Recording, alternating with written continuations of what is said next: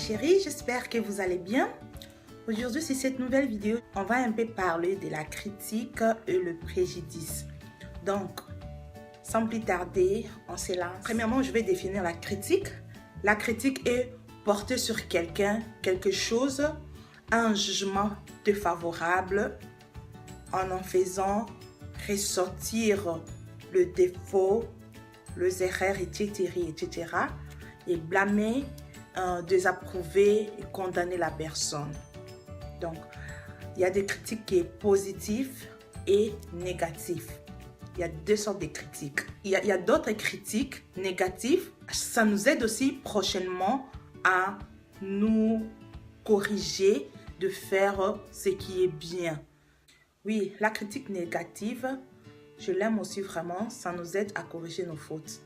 Et la critique positive, ça nous aide encore, ça nous renforce de faire encore le bien de plus en plus. Je vais vous raconter une petite histoire. Vraiment, l'histoire, vraiment, ça m'avait touchée. De juger quelqu'un de loin. La préjudice. Donc, on doit faire attention sur ça. Il y avait un père, son fils avait eu d'accident et il a amené son fils à l'hôpital. Il avait fait presque l'hémorragie. Il a amené son fils à la salle d'urgence. Donc, on devait opérer son fils immédiatement parce que c'était vraiment urgemment. Sinon, au bout de quelques heures, il pouvait perdre son fils. Et il y avait des infirmières là. Ils ont tout arrangé, mais malheureusement, le docteur chirurgien n'était pas là.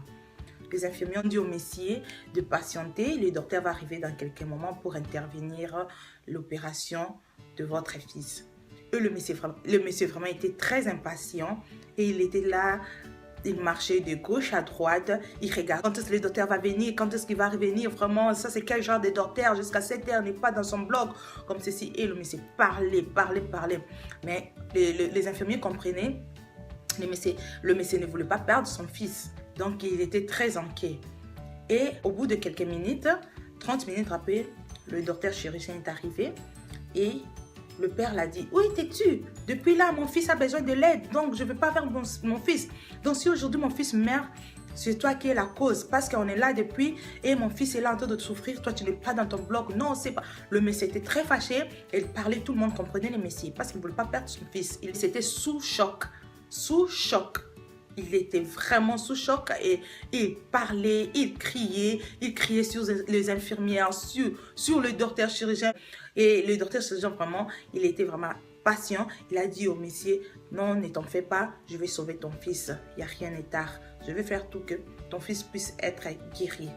Et le docteur est entré à la bloc et ils ont opéré le fils au bout de quelques minutes.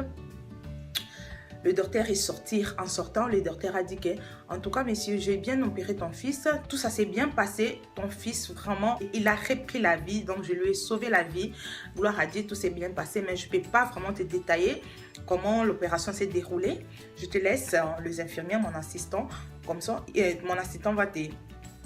Il va faire bericht, je ne sais pas comment on dit ça en français. Donc, il va te dire comment l'opération s'est passée.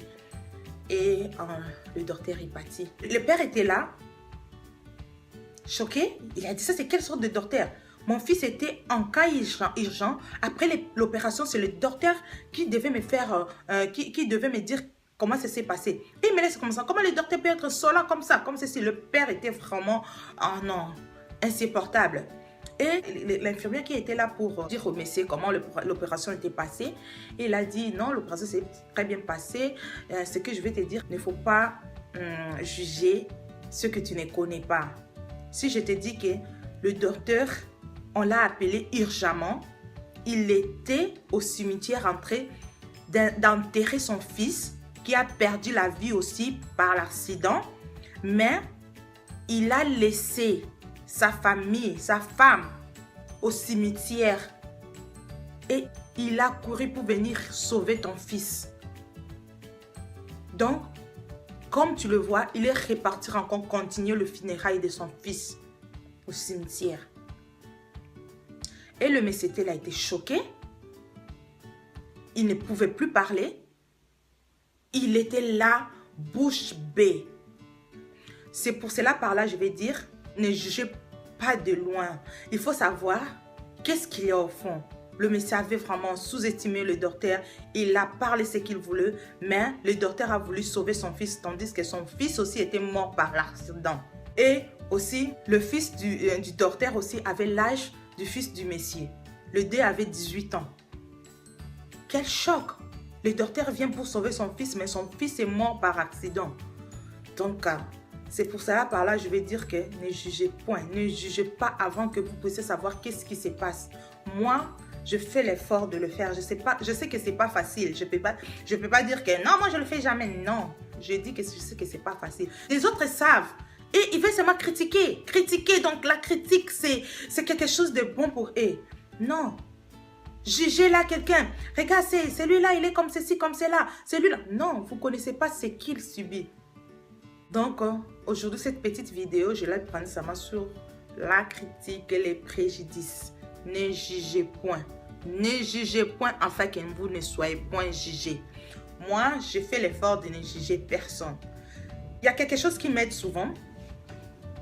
Si par exemple, je fais rendez-vous avec quelqu'un, la personne devait arriver à 13 h. On a fait rendez-vous quelque part au restaurant et je suis là la première. J'attends la personne. À 13 h, on a fait rendez-vous. Je vois 13 h, 13h10, 13h20, 13h30, la personne n'arrive pas. Avant que je puisse dire que toi tu es ici, toi tu es ici. Non, j'essaye de penser positivement. Ça aide aussi.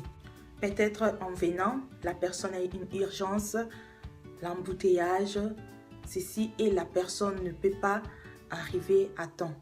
J'essaie de penser positivement à la personne parce que ça énerve aussi. Si tu passes toujours négatif, elle m'a laissé planter ici, il m'a laissé planter ici, il n'arrive pas. Ça stresse. Je ne sais pas si vous comprenez ce que j'ai dit. Ça stresse un peu. Donc, si tu penses positivement, ça va t'aider aussi à être posé. Non, c'est quelque chose d'urgent. C'est ça qui est important. Qu'elle puisse d'abord régler le problème. Donc, je peux attendre. Et si tu n'as pas le temps, tu peux appeler ou si elle ne décroche pas ou il ne décroche pas, tu peux envoyer un message que non, je t'ai entendu 1h30 minutes, tu ne viens pas, donc je déplace. C'est comme ça, c'est fini. Il ne faut pas juger la personne. Oh, il a fait ceci parce que ceci. La critique. Arrêtez de critiquer. Et je demande à tous ceux-là qui sont toujours critiqués, fermez vos oreilles. Fermez vos oreilles. La critique, ça ne s'écrit pas ici. Tu peux me dire comme ceci. Moi, je m'en fous. Je m'en fous. Vous pouvez me critiquer comme vous voulez. Moi, vous êtes toujours là. Je m'en fous. Je continue ma route. Moi, la critique me fait rien du tout. Me fait rien du tout. Mais j'aime les gens qui critiquent positivement, qui veulent que tu puisses aller de l'avant, et négativement, qui t'aident à te remonter encore. Donc, c'était la vidéo d'aujourd'hui. Je vous souhaite une très bonne journée dans les Seigneurs. Je vous aime tous. Et moi, je vais faire un tour dehors. Donc, on se voit à la prochaine vidéo. Bye bye.